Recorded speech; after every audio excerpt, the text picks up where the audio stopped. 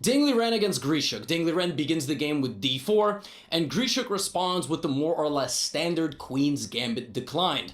We have Ding Liren not going for a Catalan. He is known to play the Catalan. He goes for the 2-knight setup, and now black can play many different things. The Semi-Slav, the Vienna system. There's multiple Vienna systems in chess. Bishop to b4, which is the Rogozin, but we just have a standard Queen's Gambit decline. Bishop to f4, castles. And the ensuing position is one where black voluntarily gives up connect 4. Obviously, Eric Rosen giggled somewhere. But essentially what black wants is to very slowly play c6, b6, a5, maybe knight to h5 to trade this bishop.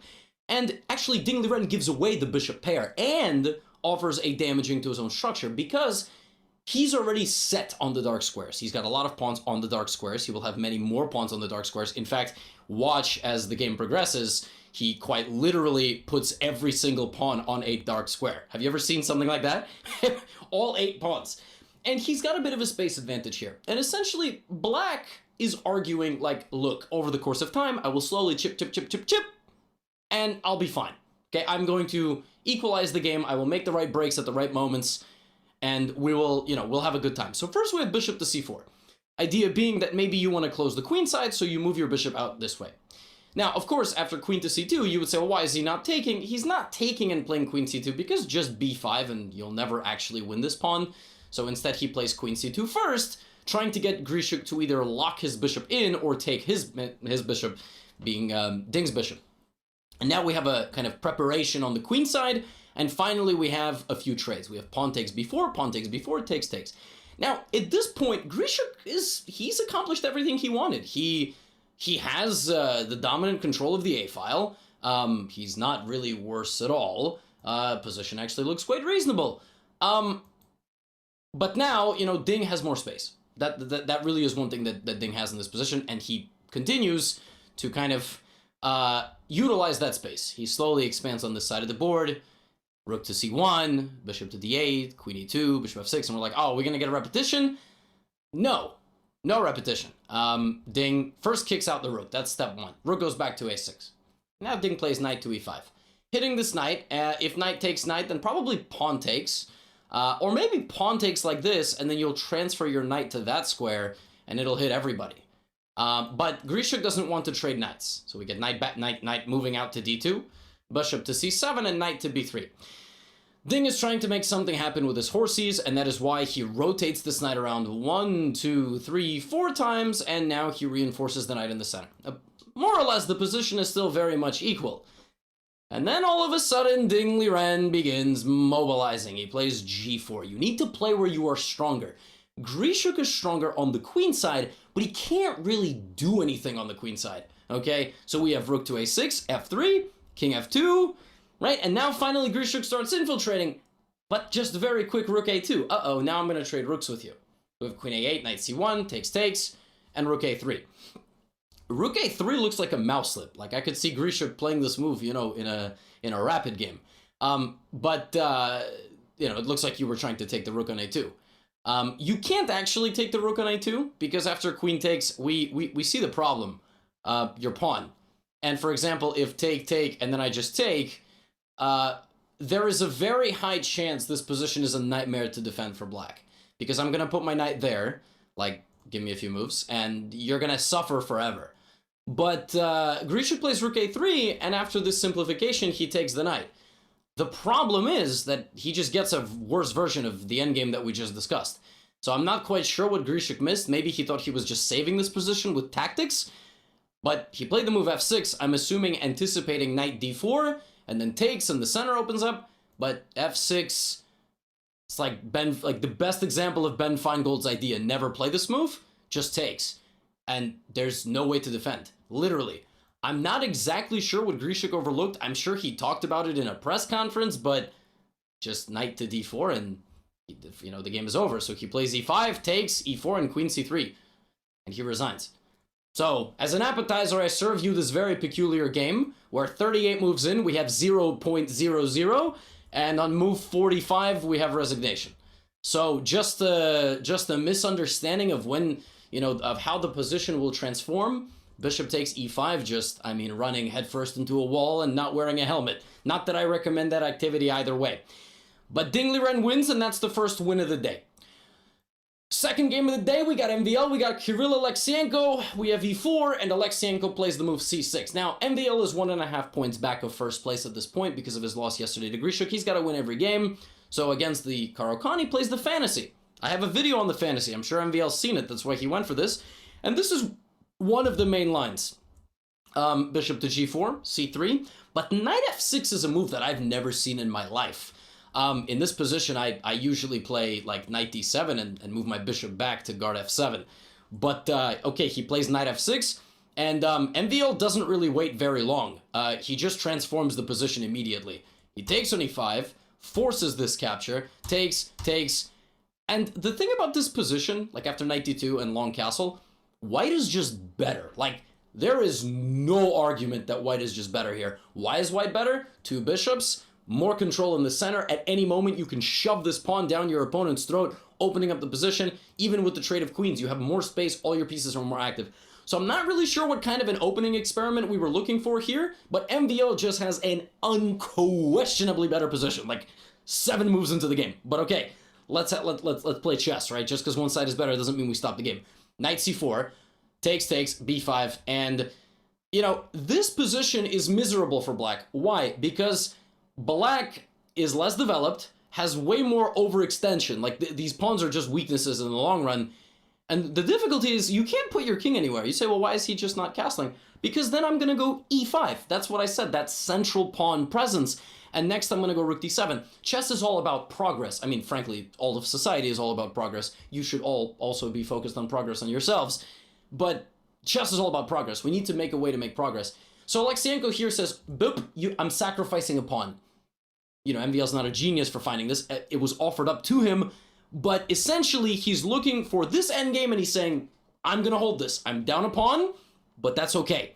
The problem is it's very much not okay. And MVL begins the expansion process, looking for progress.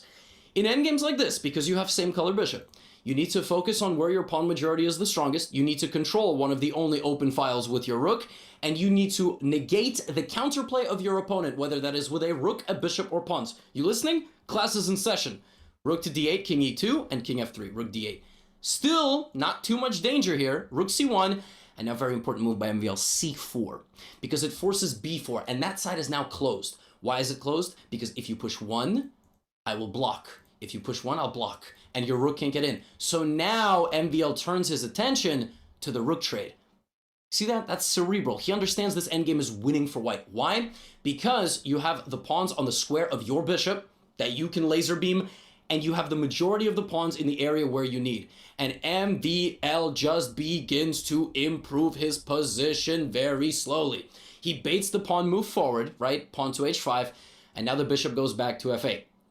We have bishop to H4, bishop D6, E5, bishop C7, King E4, bishop A5. Now, if we just back up for a very quick second, if you run this, like this position, for example, at low depth, if you just like very quickly turn on the engine, first it says it's equal, and then you need to let it think. So endgames, like when it says +2, that means 2-pawn advantage.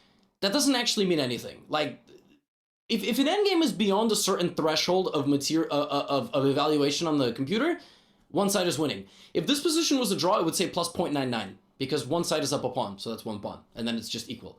But the longer you let it think, it finds the plan. Why is this winning for white? Black is out of moves because you have a constant threat of infiltrating, and you have just this threat of just shutting down your opponent's mobility. So if you notice, he goes this way because had he gone this way, MVL would have played this move.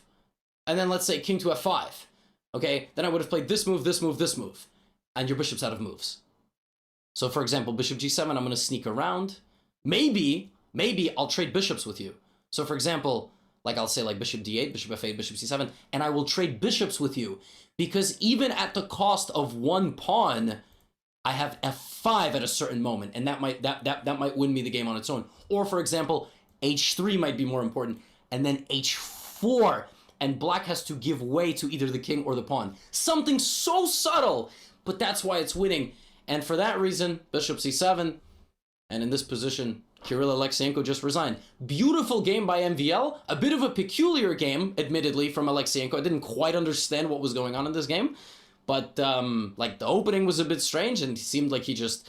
But hey, MDL's very much up to par. There's all these conversations about this and that, and his form, and blah, blah, blah, blah, blah. Well, MVL just wins, and, I mean, he beats a very strong 2,700 rated player, makes him look like, you know, this is like amateur hour, so, MVL's just a beast, okay? I don't know if you stop believing in that man, but... Now we move on to the co-main event of the evening. With the white pieces, we have Fabiano Caruana with the black pieces, Anish Giri. Ladies and gentlemen, these two are decided by half a point in the standings. Second place, Anish Giri. Third place, Fabiano Caruana. It's a big game. And of course, it's a big game, so we have c5. Otherwise, Anish Giri would have played e5. Now, Anish has played a certain kind of Sicilian, knight to c6. Oh. And Anish goes for something known as the 2 knights Sicilian by black, or the 4 knights Sicilian, if you include white's pieces.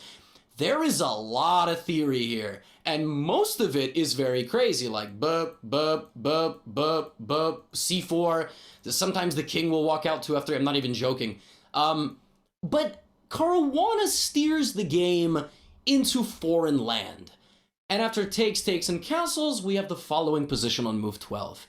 Totally out of the realm of theory, and a very imbalanced position. Why is it imbalanced? Well, black has very obvious sitting ducks in the center of the board. But the Sicilian is very wacky. It's very dynamic, and oftentimes this happens. To offset this, you have the open B file. Sometimes your queen will go to B8, and it's ugly, but it'll do the job. Kind of like me as a content creator. And then, furthermore, black will do things like this. Knight D7. Looks like this pawn is hanging. It's very much not hanging, because again, there is this check, which will win back the b2 pawn, and the queen getting in here is significantly worse. So, we have rook to d1, and there was some moment, like around here, there was like a ridiculous engine move, h5, and I tweeted about it, and the computer wants to meet bishop h6 threatening mate with like this. Yeah, shut up, computer. So rook to d1, rook e8, king h1, queen b8. And it was at this moment that after knight e5, b5, rook c8 takes, Caruana played knight d5. So he uses the flank pawn weakness to trade off the c-pawn to put his knight into the middle. That looks very nice. But Anish says, have my bishop. Bro, like, I don't care. That's my worst piece. That's like robbing a guy's house and stealing a fork. Go for the art. Go for the money. Why are you stealing the fork? What is that, like the most expensive fork in the world? That bishop is garbage. Go ahead and take it. And Fabiano says, nah, I'm good. I don't want it. Instead, I'm going to defend my c-pawn. The problem is that right around this moment, there is the constant threat of the position completely simplifying. And I'll give you an example. Like right here, we could have had this. And it's just equal. I mean, maybe even black can argue that they are slightly better because white has this weakness. And I was worried that was going to happen. But the players just constantly kept hitting us with that foreplay. They weren't giving it to us. They were like, no, we're going to keep all our pieces on the board. And Anish does this. He trades dark squared bishops, doubles his pawns, and opens up his king. And that's a big decision, but now he's fighting for the dark squares. You see, you have light squared bishop and knight, light squared bishop and knight. So the dark squares are very much a gamble. The bishops can't fight for them. Dark squares are up for grabs. Anish starts creating a structure where he's fighting for the dark squares, and he makes the biggest move to fight on the dark squares with this trade. He trades the bishop for the knight. Now white has no pieces that fight on the dark squares, and Anish Giri plays knight to f4, and he says, I have arrived, ladies and gentlemen, and I am here to win the damn candidates and challenge Magnus Carlsen. I'm gonna beat him too. Queen f2, rook c7. Every single important piece in the Anish Giri camp is on a dark square. I pointed this out for a reason, and I hope you were paying attention. So we have rook to d4. And the problem is that his rooks and knight are so strong. They're so strong, and these are just waiting to be captured. So he plays this very nice move, queen e8, beautiful move, hits the bishop, threatens to infiltrate over here. All this time, and by the way, this forces Caruana to give up the c4 pawn. All this time, Caruana is also down on time because it was a very wacky game. Fabiano did not get a chance to play 30 moves of prep like he did against Maxime Vachier-Lagrave.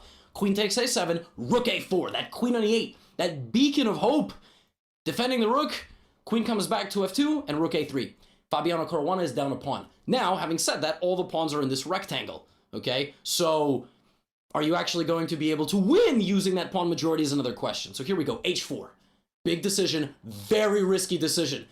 trying to create chaos. Anish Giri again plays the best move, queen e5. All dark squares. All about the dark squares. Let this be an example of how to play on color complexes and how to trade what pieces, whether you want to fight for light or dark squares. H takes, queen takes, rook e1, rook a8. Ladies and gentlemen, we have arrived at the time control. Now, around here, there was a chance, I believe, somewhere here, like, we could have had, like, rook b1 threatening mate, sacrificing the queen, I think something like that, but you can just go back. And that's exactly what happened. And here, Anish Giri, it's move 42, so he got the extra time. Anish Giri played the move of the game. Again, in tune with the same side attack, where you're castled, but still understanding that it's okay to push pawns where you're castled. F5. And you know what the idea of that move is, ladies and gentlemen? It's not just attacking. It's that you need to get the rook to attack this king. Opposite corners of the board, and to do that, sometimes a necessary weakening of your position must be made. Ladies and gentlemen, drum roll please. King F7. The rook is coming to h8. All of white's pieces are not in time. Every square is accounted for, the only square on which you can be attacked. And it was after rook e3, rook h8. And the final detonation, feel free to pause here and find the move for black that wins the game on the spot. I will take a sip of water. Knight takes g2. And Fabiano Caruana resigned. Because after queen takes e3, he's simply lost. This bishop did not play a role in this game at all. That knight was the hero.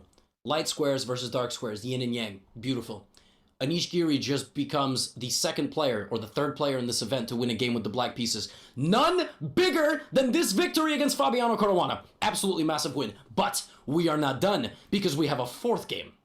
Wang Hao with the white pieces. Janja Pomnici with the black pieces. Jan is cruising, vibing at the top of the standings, and has a better tiebreak than Anish. So if they tie for first, because Nepo beat Anish in the first round in 2020, he's got the better tiebreak. So he's chilling. He plays the Petrov defense. Takes d6. This is mainline Petrov. I mean, it's a completely symmetrical position. Draw. Done. Levy, you should have shown this game first. Not so fast. Total symmetry. To the point that these dudes trade queens on move 9.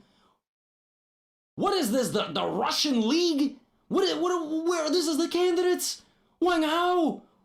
What is also? Why is Wang Hao not trying to like take his head off? Like, anyway, knight c6.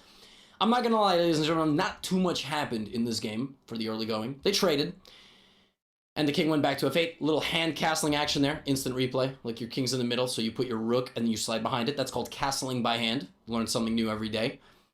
And this position is a whole lot of nothing. Not even joking. It's a whole lot of nothing. So, how does a guy who is winning the candidates beat a guy who's not doing so great in the candidates, but is still a very good player? How do you create winning chances in a position that's completely symmetrical?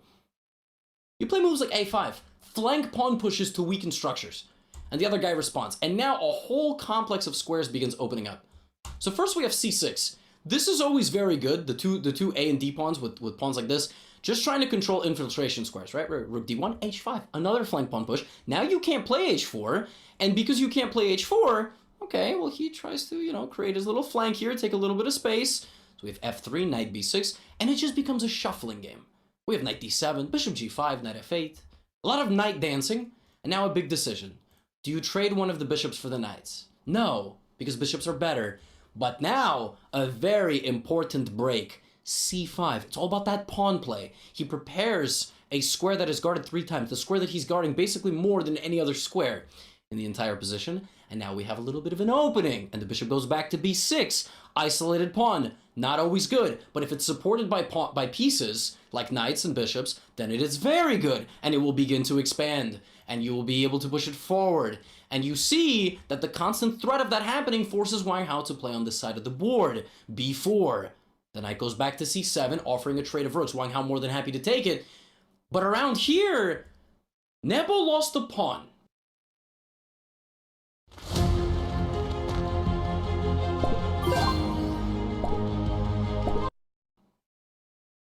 And yet, the winning chances are still with Nepo, because this pawn is very weak. And if you look around and you go, well, white's got a passed outside A pawn.